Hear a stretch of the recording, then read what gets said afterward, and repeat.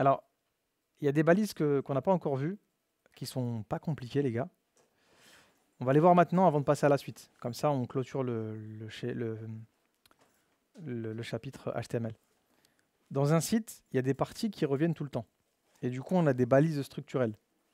Par exemple, souvent, on va avoir un logo ici, on va avoir un lien ici, un lien ici, un lien ici. Après, tu vas avoir, tu vois, une partie là. Des fois, même cette partie, elle est genre, ouais, elle est comme ça. Ensuite, tu peux avoir, je sais pas moi, une partie comme ça. Là, tu vas avoir une espèce de partie avec des catégories sur le côté. Alors, je l'ai faite un tout petit peu trop grande.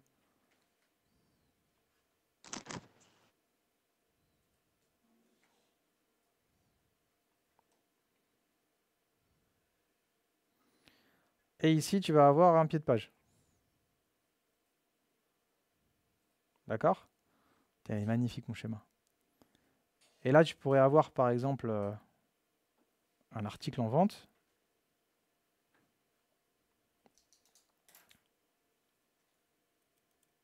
Un deuxième.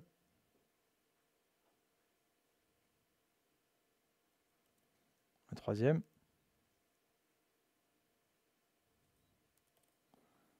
Et un quatrième. Alors, ça, c'est que des balises que je ne vous ai pas montrées. Pourquoi je ne vous les ai pas montrées? Parce que bah, c'est des trucs qu'on voit pas tout de suite. Et je vais vous montrer à quoi elles correspondent. En général, ça là, c'est ce qu'on appelle un header.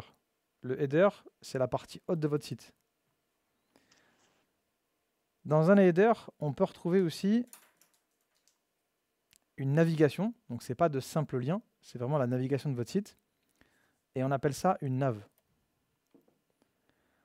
Ensuite, on va retrouver, par exemple, une partie, tu vois, une partie de votre site. Imaginez qu'ici, je sais pas, moi, j'avais, je sais pas, une photo de l'entreprise. Là, j'ai un titre, genre le slogan de la boîte. Là, j'ai un texte. Et ici, j'ai un bouton, c'est un call to action pour obtenir un devis ou des informations. Bah, là, on a en fait une partie du site qui est très certainement liée au slogan et à l'image de l'entreprise. Quand on a une partie comme ça bien distincte, on appelle ça en HTML une section.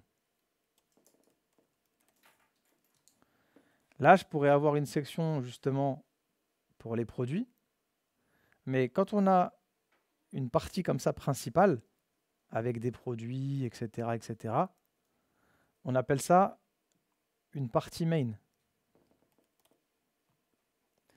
Quand sur le Teco, on a des catégories, un filtre, etc., souvent, on appelle ça une balise aside.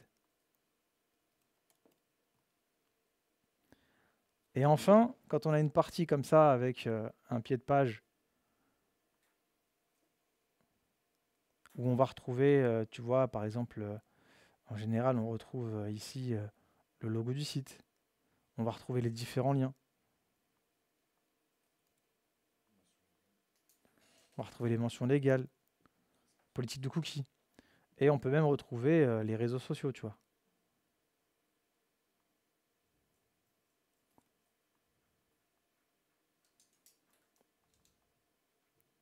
Ça, c'est ce qu'on appelle le footer.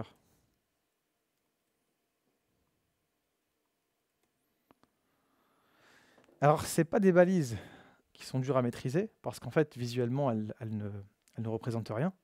Si vous créez un header et que vous mettez rien dedans, bah, il ne va rien se passer.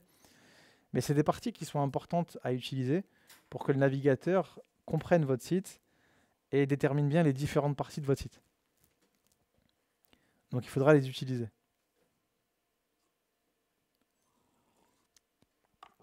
Pareil, quand vous avez des produits,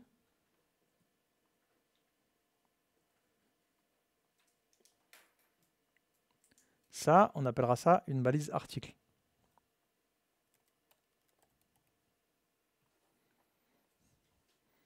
Donc c'est les dernières que je ne vous ai pas montrées qu'il faut connaître. D'accord?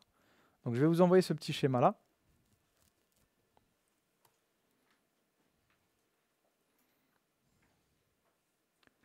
Et on va faire un peu plus que juste les écrire avec rien dedans. On va se faire un petit projet et on va essayer de créer cette maquette pour avoir un premier site. Je vais vous l'envoyer.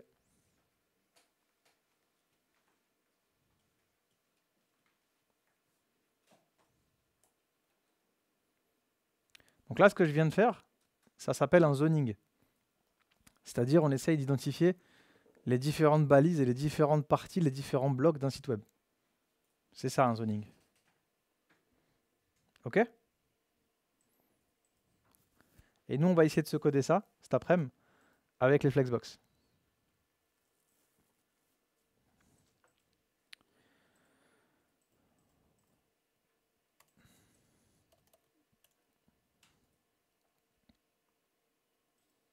Est-ce qu'il y a des questions avant qu'on démarre? Non. Non. Non, c'est bon. Bon, même si vous n'aviez pas les termes techniques, je pense que ça, vous, plus ou moins, vous l'aviez remarqué sur un site web. Oui. Eh bien, carré.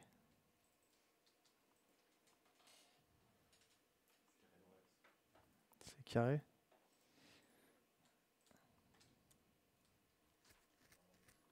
Alors, ce que vous allez faire, c'est que vous allez créer un dossier dans vos documents. Tout ça, c'était du HTML. Bienvenue en CSS. Donc, vous allez créer un dossier CSS.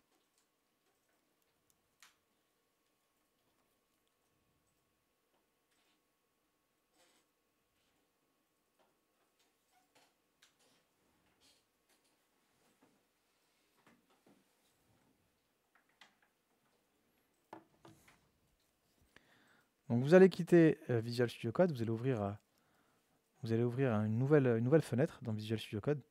Si vous ne savez pas comment faire, File, New Window. Vous allez glisser votre dossier CSS à l'intérieur et on va commencer.